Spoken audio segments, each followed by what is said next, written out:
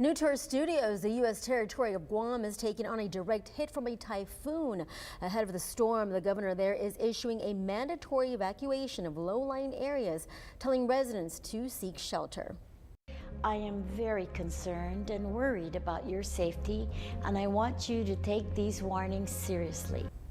President Biden approved an emergency declaration as the military moved planes and ships away from the island, and the Coast Guard secured boats. This typhoon is expected to be the strongest storm to impact the island since a super typhoon hit in 2002. And that storm caused roughly $700 million in damage.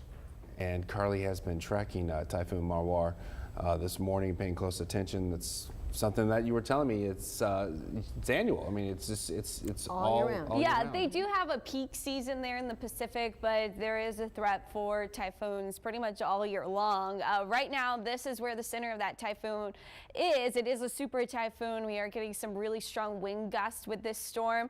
110 miles per hour sustained, gusts up to 155 with the last update. It is expected to still continue to strengthen. It's still trying to get its eye wall a little bit more organized, but you can see it passing just on the north side of that island.